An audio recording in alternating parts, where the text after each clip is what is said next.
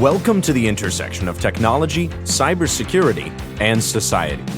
Welcome to ITSP Magazine. You're listening to a new Securing Bridges podcast. You're about to join Alyssa Miller as she sits down with senior and executive security leaders to share stories of success and failure while working across business teams. It's time to build and secure the bridge to the business. Knowledge is power, now more than ever.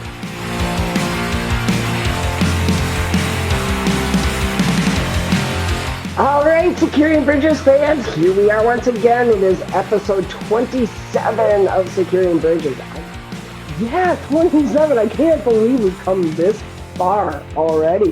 It has been a wonderful journey. We've had amazing guests. I hope you checked out last week's episode because it was a riot. But if you didn't yet, you know where to find it, ITSP Magazine. We've got it out there in podcasts. You can go out to our YouTube channel. You'll see it out there. We've got it for you, so be sure you check that out. So happy to have you all on board once again. We've got another great episode lined up for you. I can't wait to get into this because we just have the best guests on this show. I can't believe I am like the most fortunate person. I swear to God, I get to talk to all these really cool people. And of course, this week is no different than any other in that we have yet another incredible guest. So without further ado, let's get into it. And let me introduce our guest this week with us. It's Eric Belardo. Eric, how are you? Hello, Alyssa. How are you doing? I am doing wonderful. How about yourself? I'm doing great. November. Can you believe it? It's already November. We survived Cybersecurity Awareness Month. Well, it was Hispanic Heritage Month. I always say awareness, Hispanic Heritage Month, and then it overlapped with Cybersecurity Awareness Month. So we had like 2 weeks where it was Hispanic. I saw that. That was kind of interesting. I didn't realize that. In fact, I think it was your tweet that actually clued me in. I was like, oh, I didn't realize those dates worked out that way. That's different, but it's for some reason the Hispanic Heritage Month is September 15 to October 15, and October 1st through the 31st is Cybersecurity Awareness Month. So I survived a month and a half. I think maybe we should do more of that. People, if you're going to have an official month, you have to take an entire month, and we do that for Pride. We do that for all sorts of things, right? Breast Cancer Awareness Month, all the rest. I think more people should start staggering them like that. Why does it have to start on the 1st of the month? Yeah. Make it the 10th, the 20th. And then that overlap helps give the message to various communities. So this should clue everybody into where this conversation is probably headed today. But before we get there, why don't you introduce yourself a little bit, Eric, and tell people about yourself in case some of these people out there haven't been checking out your show or the work you're doing. Nobody knows Eric? Okay, no. So hello, my name is Eric Belardo, and I'm the founder and executive director of Raíces Cyber. We are the Hispanic, Latino, Latina, Latinx association in cyber. So we started this association foundation roughly August of 2021.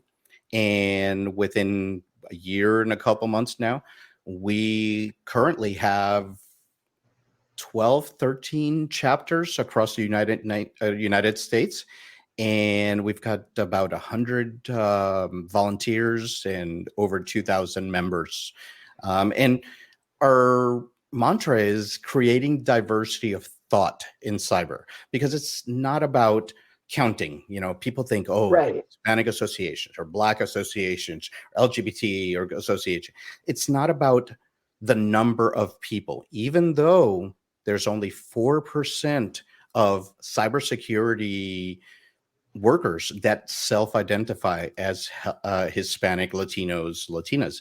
So the numbers are really low, but it's about creating a diversity of thought.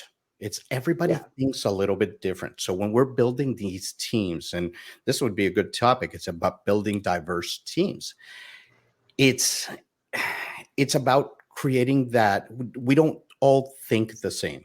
So when we're looking at a problem, if we have that homogeneous view, everybody's going to think the same way and go, Yeah. yeah, let's do it the way the run book says. Might not be the right thing, because like I say all the time, is cybersecurity is the art and science. Notice that I said art, and it's every system we secure differently. We have to take different things. So it's an art form. It's about practicing the field. And it's not always the same thing. Close port this and port that and port this and port that. No, it might It would not. be so easy if it was. Yeah. I Here's mean, close these, you're safe. Nobody can yeah, get I mean, just secure every system the same, because God knows we never create different products that do different things. eh. No, not at all. And open source stuff. Eh. Oh God, open source. He mentioned that. We'll get there too, I think, today, because we had some fun this week already, and it's only Wednesday. Yeah. But so what I like about what you were just talking about, as far as race as cyber, is, you said that term diversity of thought, and the reason why I like this is that term has been used by a lot of people as an excuse not to focus on diversity, right? I mean, I've been in those conversations. You're dealing with some white male, and you're talking about the need for more diversity. And you're like, well, I just prefer to hire for diversity of thought. Yeah, how are you getting that when you have a room full of white males? You're not getting it. I don't care what all their backgrounds are. Yes, they will have diverse backgrounds. Maybe they didn't all come from the same place, but you're still not maximizing that diversity of thought if all you have is, as you put it, that very homogeneous group of people in the room. So what are some, the way that women think versus the way that men think, okay? And I'm not being sexist or anything like that. It's just, people look at things in different perspective. And it could be a woman or a male, or a Hispanic and a Black, or white person and just different people. They look at different things. And let's just use the being in a SOC. Okay. I managed, my background is pretty much about 90% blue team, right? I manage SOCs, and I manage cyber fusion centers and things like that. When I put a team to analyze an event, I normally built teams with women and men and, diverse team, so that they can all look at the problem a little bit different, talk to each other, and come up with a better solution. Not just, hey, it's a false positive, move along. Analyze it from different perspectives, come up with a good direction. I can say that 7 years ago, when I was managing a SOC in DC, we were 50% women, 50% men. And I had that SOC, and I would sit back and watch the discussions. And I can tell you, we had 10 customers in there, and they loved the discussion. Whenever they came in, they saw their people looking at the SIMs, looking at all the log collection and everything, and how they were talking about anything, any event, and how they declared the event an incident. And it was really good, really cool to see all these different perspectives, just really good. I mean, you can't get away from the fact we're all shaped by our own experiences, and that those experiences are different just based on how people see you and perceive you. And so to sit there and say that anyone from one particular, let's just take racial demographics for a minute, anyone from one racial demographic can have the same experiences as another is completely foolish, because the reality is, and if you don't know this, you're hiding your head in the sand, but especially when it's very visual, like being Black, being Hispanic or Latino or Latino, versus being white. Take a different approach. We're all products of our education as well. Yes. So somebody over here might have learned something that this person didn't know. Somebody might have gone to this college, which focused more on something versus this one, because the field of cybersecurity does not have a standard curriculum. So you can go Very to true. you can go to a community college that was very focused on, say, for instance, red teaming, versus another community college that same cybersecurity certificate was focused on blue teaming.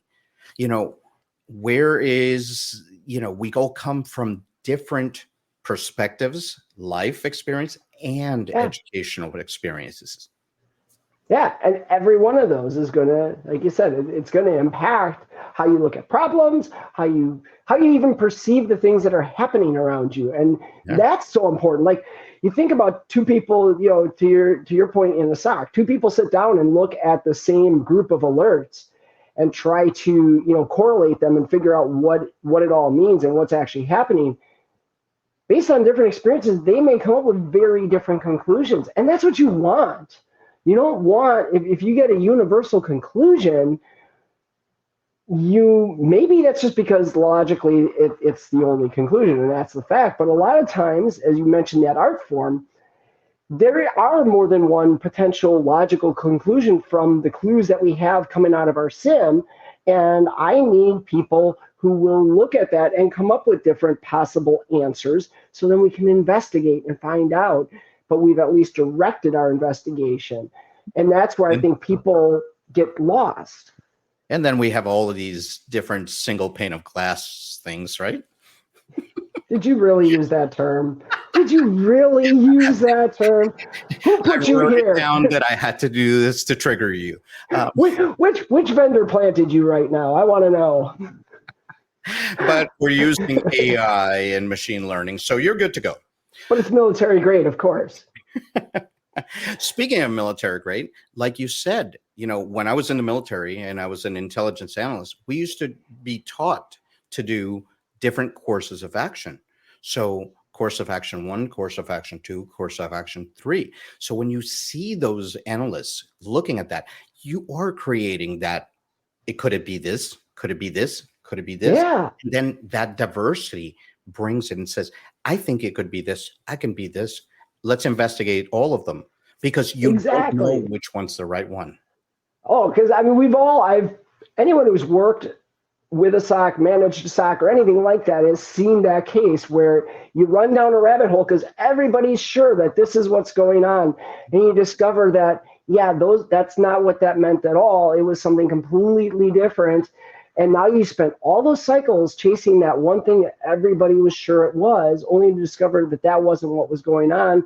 And what you thought was an insider threat was actually someone from the outside who had just breached something or whatever. I mean, we've all seen that if you've been in a SOC environment for any length of time. It's what happens. And that's, again, to that point, we have to bring a conversation that is going to we need the resources to create that conversation that's going to bring the various perspectives. Yeah, and you talk resources. So one of the reasons we built Rise as Cyber is because right now, if you go to cyberseek.org, you'll see there's like I think it was 750,000 openings in cybersecurity this year.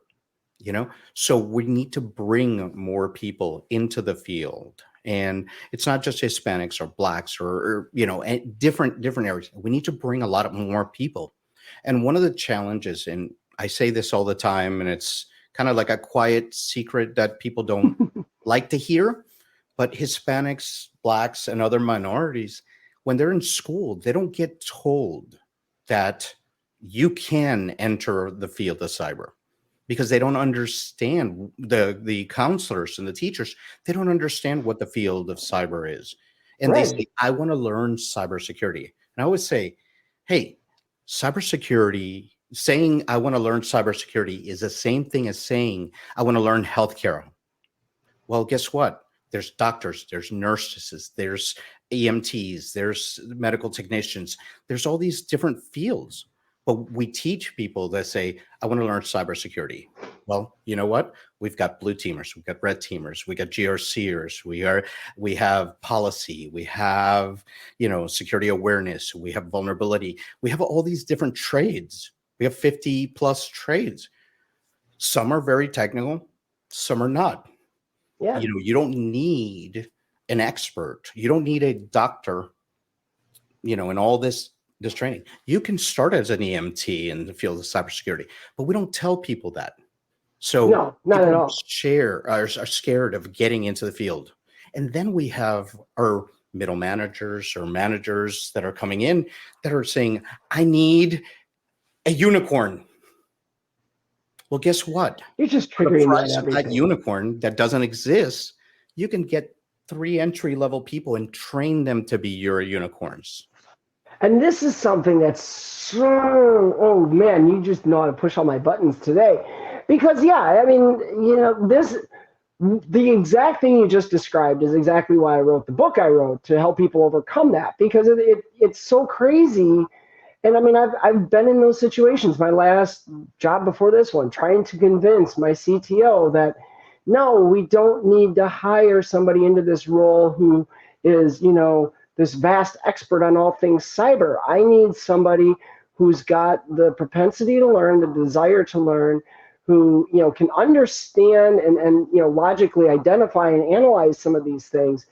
I can teach them tools, I can teach them skills, I can get them upskilled on that. I can do that all day long. And you know what? I can bring that person in at, a little bit, I mean, let's be honest about it. I can bring them in at a little bit lower salary, right, than that unicorn, because if you do find that unicorn, but then I can also build them up and accelerate their salary forward and get them to where they are worth what I would have been paying if I was able to even find that unicorn, who, because they are a unicorn, knows that, okay, they're going to demand ridiculous salary. And that's the thing. I mean, it's, anybody who's watched me knows that I'm not about undervaluing people. People need to get paid. They need to get paid what they're worth. But yeah, I mean, I would rather bring in somebody at maybe an entry level salary mark, and then because they are legitimately entry level, and build them, then go chasing rainbows trying to hire somebody who's going to cost me twice as much, and then 6 months to a year they get bored and they go on somewhere else. Yeah. Well, as a CISO, I had a situation where I had the CTOs telling me one time he wanted this person with all these skills. The JD was this long, and then he says, "But I want this person in India." And I said, "Look, you're looking for," and I'll say it this way just for sake of discussion, you've got NSA qualifications here, but you want them in India. That doesn't exist. 100 interviews later, and I said to them, look, we can get for 2 people for what you're doing here and get those same requirements in 2 people. Well, and what irritates me the most in that, beyond the obvious, right, of like, why are we searching for this ridiculous candidate, is the motivation behind why they're saying they want to find someone in India. It's not because they want someone from India who has the valuable perspective of someone that's grown up in a completely different culture and everything else, which is amazing and very valuable. Of course, the only reason they're doing it is because, oh, it'll save us money. Yep. Like, that is so the wrong reason to be hiring anybody from any country. I get the business aspects of it. Don't get me wrong, right? I mean, I get it. I get the financials. But for crying out loud, you cannot, this concept of we want the best possible talent for the cheapest amount of money just doesn't work. Exactly. And you're not going to find it. And what's going to happen is you find that they're going to take the experience that they gathered there and move on very quickly. And guess what? You're back looking for somebody this way. So it's, and the other part is, bringing in somebody at that low salary, you say, yeah, we can build them up. But guess what? A lot of companies have a lot of budget to bring in a person, but no budget for retention. Or, right. I had just 4 years ago, I was in a company, and because they had a downturn, my yearly, even with perfect scores, 0.90% increase. Yeah. Less than which 1%. you're not going to keep anybody that way. And this is so, and where this gets more complicated, and this is something that I've had to coach a few people on this because I learned the lesson myself early on in my career, thankfully, because I've been able to build a number of what I've heard termed incubator programs or whatever, but where we bring in people into entry level roles and then look to upskill them. If you're going to build a program like that, first of all, kudos, because that's what I need CISOs doing. We need CISOs build and organizations building those programs. But here's the thing you have to do if you're going to build that program, and I can't stress this enough, is you've got to plan to accelerate their salaries faster than your typical employee, because their value in the marketplace is going to accelerate that fast. And so if you are going to invest all this time developing them, which you should be, you do have to keep them, which means you have to accelerate their pay to keep up with their market value. Then you're going to love what I did. And remember, I just said about that SOC that I managed. I created a program there where we would bring in interns and train them for 9 weeks. Once they went through that and we picked the best ones, we turned them into part-timers at the SOC. And then once they got their time, were there, then as full-time positions were open, we would transition those. And we did that for 2 years. We got over 100 people through that program. So that's one of the reasons they call me Cyber Papa, because I, brought in all these people into the field. Plus I got 8 kids, but that's a different story.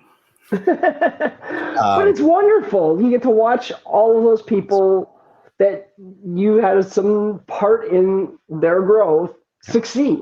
That, I don't know about you. For me, that is super rewarding. That is part of why I built Raíces. And one of the things that I love is to seeing all these people that are coming in. And I've seen in this year, people that come in that say, what is cybersecurity? And they start there. And now after a year, they've got their first job. They're working, in a company, and they're just exploding. And that's just, as a CISO, as a senior level manager, that are anybody that's listening to this podcast right now, it is such a feeling when you see the people that you've mentored through coming in and mentored into your organization, then become leaders of their own. And that is just the best feeling in the world. Yep. No, it is awesome. So what are some of the programs or some of the things that you're doing out of your organization now that you really want people to be aware of? Because I think you guys are doing a lot of work. Oh, we're doing a lot. Yeah. So one of the things that we're doing right now is we're building up some training cohorts. So getting people those first certifications, your Sec Plus and those types of certifications. So we had just a few months ago, we had some influx of some money. And so we put together a cohort for Sec Plus. And we opened it up to the community. We had over 50 applicants to that program. Unfortunately, we only had 20 seats. We got the 20 seats. 45% of all the people that got selected were females into cyber. So that's very proud of that. 90% were Hispanic. So, and we didn't put, anything about, identifiers. They had to write as, and request for it. And our team actually selected the people. But it was incredible to see all these people. They're about to finish. I think the last one is in 2 weeks. So they'll finish their Sec Plus boot camp. And then we're going to be doing some more here for different certifications starting at the beginning of the year. So that's one of the things that we're doing to bring in more people. But another one of the programs is our mentoring program. So people come into the Discord, come in and talk to people. It's not a formal mentorship where you have a one-to-one or something like that. It's a community mentorship. And that's been that's developed, if you will. So we've got these rooms with all the different skill sets, GRC, blue, red, and people come into these rooms and ask about it. And we have people in the community that are already working in this. We have people that are CISOs, that are senior managers, big four people that are in there. And they're giving these people mentorship. And hey, we're doing this, or we have this problem, or what do I study, or what, everything. And the family, that's what I call it, the familia, the family of the Raíces is there to support each other. So there's the mentoring.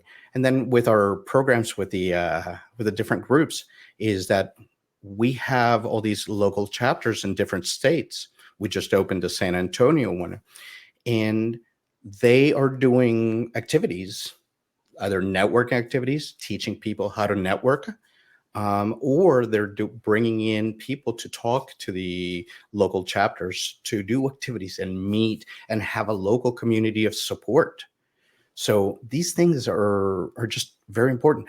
As you know, networking and being able to talk is one of the most important skills in cybersecurity. People think that it's the keyboard skills. Yeah, that's important for your daily job.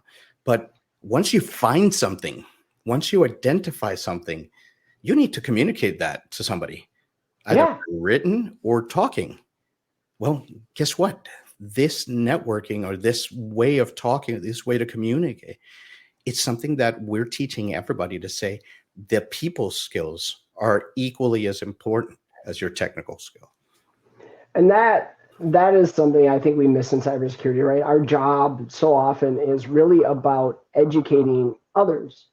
How do we communicate the message? Yeah, we can have all the skills in the world. And this is a lesson I learned really well in consulting, right? Because you learn really quick. You could have highly, highly skilled consultants, but if they can't figure out how to get their knowledge onto paper and explain it on paper and verbally to your clients, they're not a very good consultant. Like, I'm glad you can reverse engineer this piece of malware and get down into deep levels of assembler or whatever and figure it out. That's wonderful. That's great. But that is only one piece of the job of being a consultant. And that same consultancy factor, I think, plays in even when you're in an organization and doing something for their teams, because you're going to have to explain what you're seeing or what you're finding or what you're doing and why to somebody somewhere. And the chances of that person having deep cybersecurity knowledge like your own. And you have to communicate it up and you have to communicate it down. So another skill is for us in leadership and teaching leadership is, how do I explain this to my senior person? Or in my case right now, as a business unit security officer on my day job, I have to explain that to the business. What is it that this event or this vulnerability or this issue, how is that going to affect you as a business leader? Right. Do you have to care about this? Okay. Or do you? Why do you care? Do you have to care? Is this something, right? I mean, and we see examples of that. You mentioned early in the call, open source and open source security. And we've had some interesting developments over the last year now. We go back to December last year, we had Log4j, right? And 90% of Java app owners found out, holy crap, we have Log4j everywhere, and we had to, how many companies had to scramble and do the all hands on deck thing? And we had to struggle to get, in some cases, people to understand why this was such a big deal. And then on the flip side, we have this, how do I put this nicely so I don't get people hate mailing me? We had this situation with OpenSSL this week, where, last week, I think it was actually Friday, right? Friday that they put it out there that, oh my God, the sky is falling. There was this super duper critical vulnerability that we've discovered in OpenSSL. We're not going to tell you anything about it, but we're going to announce it on Tuesday. Get ready. So what did everybody do? If you were like me, you got everybody you could, at least on guard and ready. And you started putting plans in place. Okay, the minute we get the details, this is how we're going to start prioritizing. This is how we're going to mitigate it. These are the partners we think we'll be able to work with very early on who will help us reduce the risk until we can Here's what I alleviate always it. say, and people forget this part. Okay, you can't secure what you don't know you have. Okay? Exactly. The first part is, do we have it? Okay, so yes. Whatever. Insert open source here. Do we have it? Okay. Is it in our? Try answering the question. Mm-hmm. And that question was what killed everybody for Log4j. Oh, I know it. Do we have it? Do we even use it? Okay. Yeah, that started the whole SBOM thing. And do we have the software bill of materials and all the things? But guess what? Every time you install a package from somewhere to do a specific task, it installs 1,200 other packages. So now you have, okay, fine, I've got this package. But what about the other 100 packages that make that package that make this function? So even with SBOM at that level, we don't know what we have. So when some vulnerability happens in some package that is within a package. And this is my favorite story coming out of Log4j, because what Log4j did, at least in my opinion, and if people were listening, they caught on to this because, well, some have heard me give conference talks on this since, is it highlighted the value of these software composition analysis tools.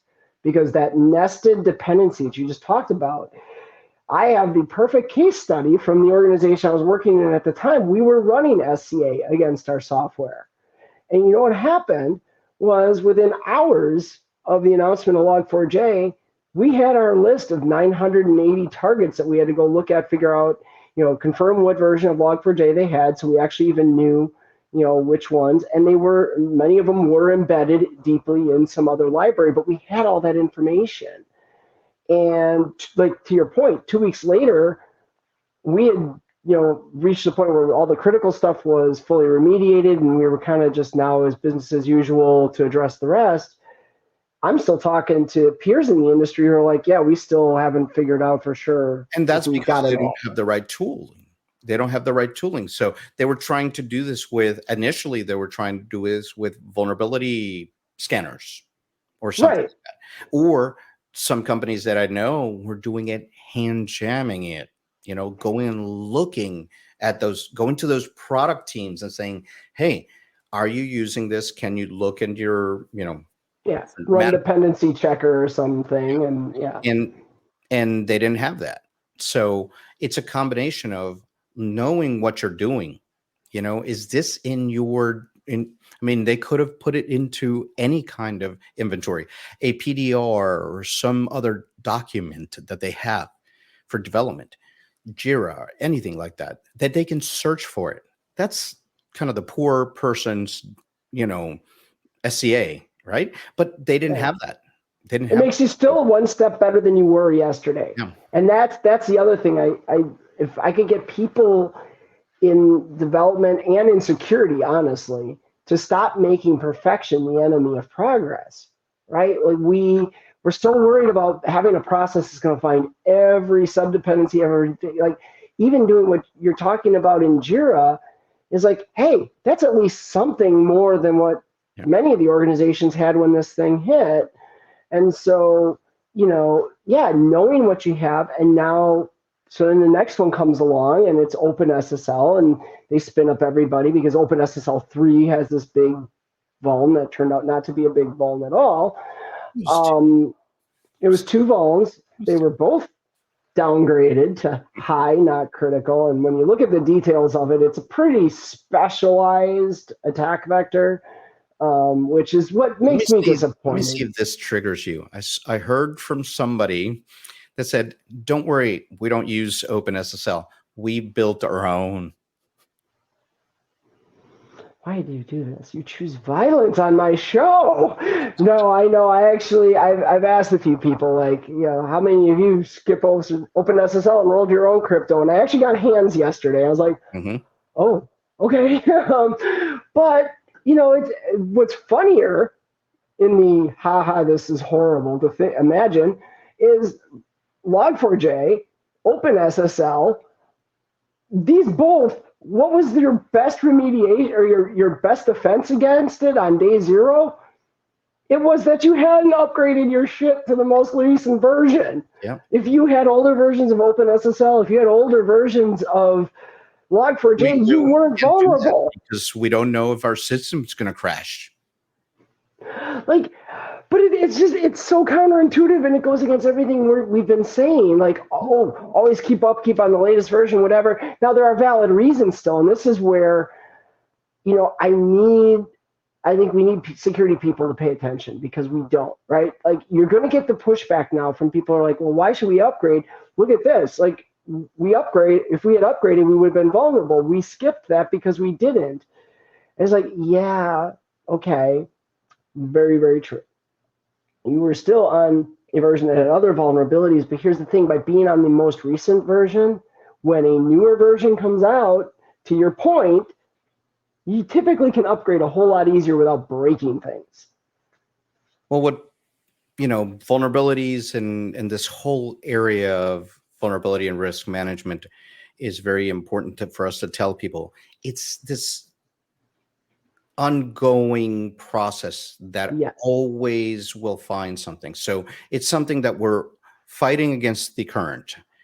But if we look at that and we challenge those people that say this, going from version 1 to version 2, or whatever version, I'm just using that for simplicity, is you're fixing these vulnerabilities. Yeah, you might have introduced these ones, but you fixed these. Yeah. And the next time you introduce, those will be closed, and then others are going to be opened. So you're still getting to a better state every time you move forward. And the other part is, what are the new vulnerabilities or the new risks that are out there? Is going back to the vulnerabilities of Microsoft 2019 and 2018 and using those, because people haven't upgraded or haven't patched. So guess what? I'm just going to use something that's simple. It's already there. Probably lots of exploit tools available for it too. Exactly. And and the other thing, the thing I'm hoping we learn out of this most recent OpenSSL thing, is how we can communicate better. Because a couple of things happened, and I'm curious for your thoughts on this.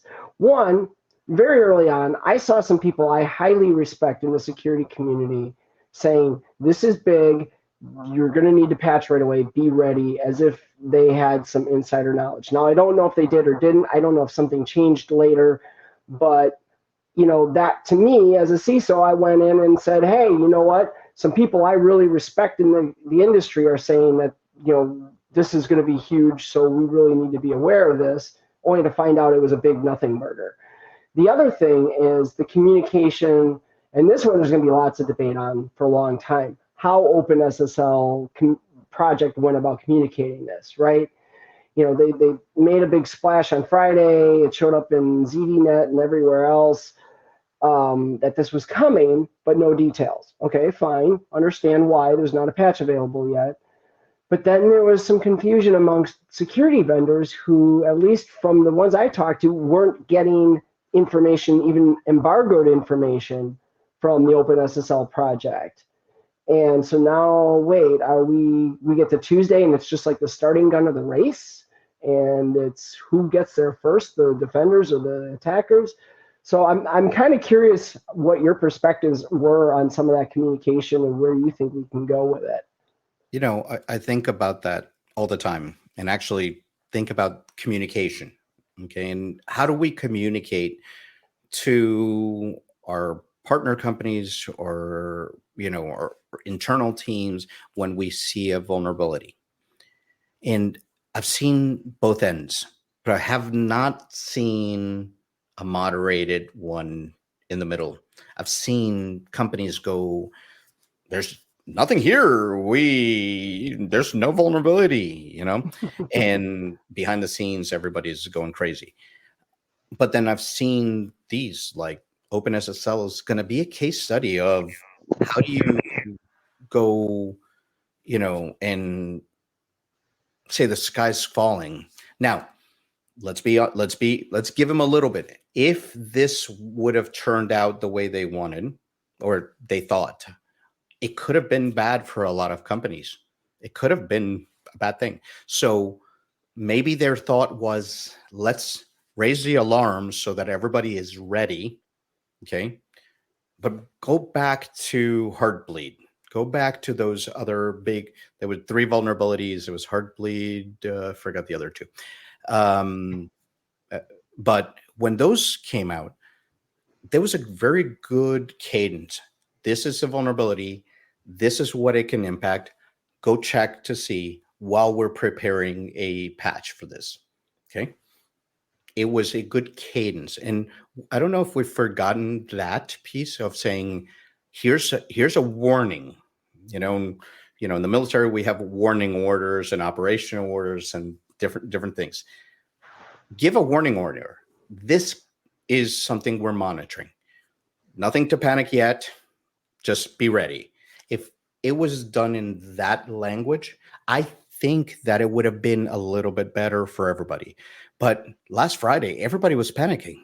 The sky's falling, everything's coming. Bring everybody, forget the weekend. Everybody's gonna scan for this stuff. Hold on. What do we know? What do we have? What do we do?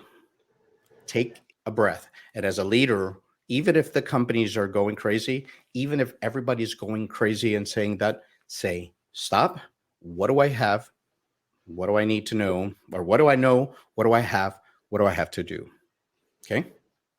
And I think that's important. And what that leads to, and this is where I think it's really crucial, because even in the case where you get a communication like you did from OpenSSL, where they said this thing is critical, it's coming on Tuesday, you're going to want to patch right away. And then, something clearly changed. I read through their explanation. They, whatever, they found out it wasn't as bad as they thought, whatever, fine. But the way I look at this is, we've got to get away from the all hands on deck response in the first place, because that's the thing that burns people out. That's the thing that shows you don't have a good plan of action. And that's the thing that when you have a situation like this, if you ran out and spun up all hands on deck, my CIO said it. And I kind of was like, well, wait. It might be, but let's not, here's what, and that's not to criticize my CIO. He did a great job. He was definitely focused on, what do we know? What can we do right away? We got the inventory, started doing all that stuff like I think a lot of orgs did. But I think we have to get away from that idea of we need all hands on deck. It's, super critical response time. And if we prepare, and that's the whole concept of prepare, okay? Have your incident response plan. What do we do? Have a run book for things like this. If there is a major vulnerability that it gets, put together what you do. Put together all that stuff. Look, it could be vulnerability team or asset management team that starts this thing. Then it goes, it gets managed by your IRM team or something of that nature. And then it includes the teams that are, your infrastructure teams or something like that are going to give that information. You got your GRC team, taking all the different processes that needed to be done to make those changes. You don't have to bring the entire team. Right. Think about how much development you shut down when you do something like that, right? So here's the last question, because we're getting to the point we got to wrap up, but I'm going to throw one more hot question at you. And for anybody who checks this out, we haven't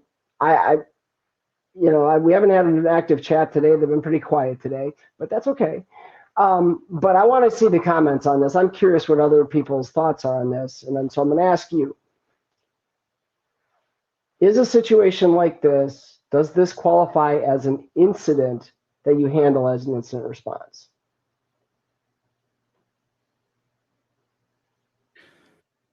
Okay. So the book definition of an incident is that it gets preceded by an event. Okay, so if you look at an event that raises to the level of an incident, Okay. The event could have been the announcement. The announcement could have triggered your incident response plan or your run book for that incident, as I mentioned before. So, does it run like an incident? Can be. If you've written that into your incident response team. And that is the part of preparations that I would tell somebody, be ready. These things are happening more often than not. Yeah. We are so interconnected. Let's not even get into APIs and connecting systems and all these different things, because we get into the Target situation where you have an HVAC that gets pummeled, and now suddenly they're in your POS system, or you've got an event where somebody's saying log4j. So yes, so it could be, that was kind of like a half. It was a little wishy-washy, but I think you're on. I think you're right though. And that preparation is important. That's the whole point. Preparation is important. We need to start looking. When we do incident response plans, we look at tornadoes and hacking and hurricane or freeze or power. Let's start looking at some other areas. This right now there's a pattern. Yes. A package that gets breached or gets, there's a vulnerability that gets, announced. Guess what? The other part that we didn't discuss about the OpenSSL is discussing the vulnerability. That's going to trigger the opposing forces to find that. And now you just given them a 3-day heads up. And that's the thing. I mean, I get, on one side, I appreciate, hey, here, get prepared, go ahead, get your people together because this is coming. And we're not going to tell anybody because we don't want the attackers to know. But it's like, yeah, what do you think the attackers were doing for those 3 days? They were out digging through OpenSSL code and playing with it in their environment, saying, hey, is there something that we can do? There were probably people out there. I know there were security researchers out there doing that.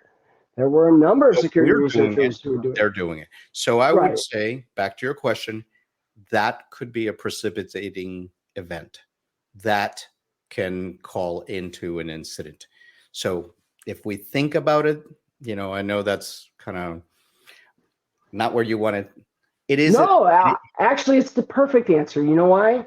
Because it brings us full circle to where you started, and that is that this whole damn thing is an art form, and there is no one right answer.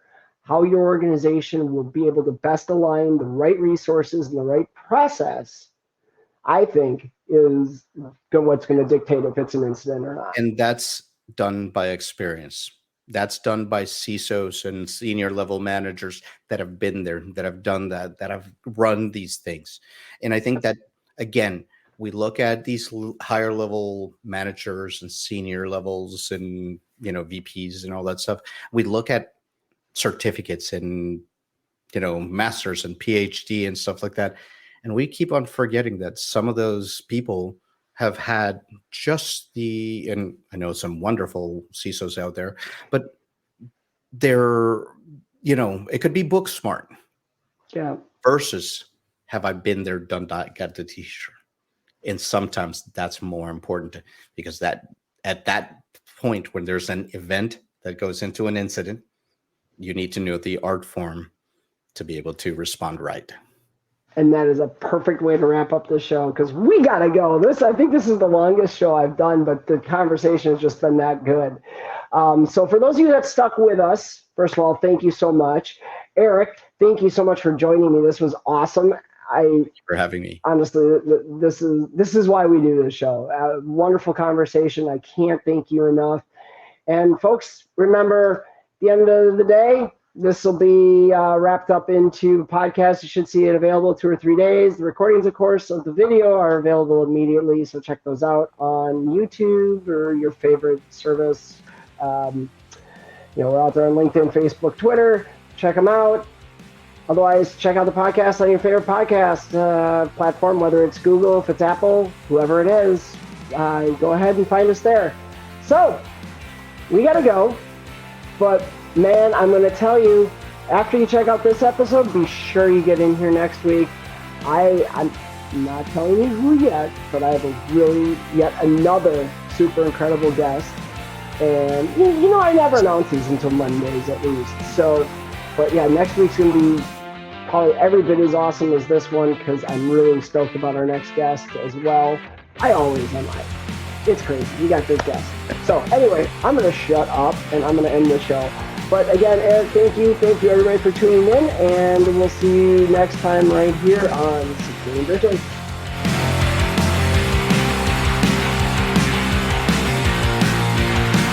We hope you enjoyed this episode of Securing Bridges podcast with Alyssa Miller. If you learned something new and this podcast made you think, then share itspmagazine.com with your friends, family, and colleagues. If you represent a company and wish to associate your brand with our conversations, sponsor one or more of our podcast channels. We hope you will come back for more stories and follow us on our journey. You can always find us at the intersection of technology, cybersecurity, and society.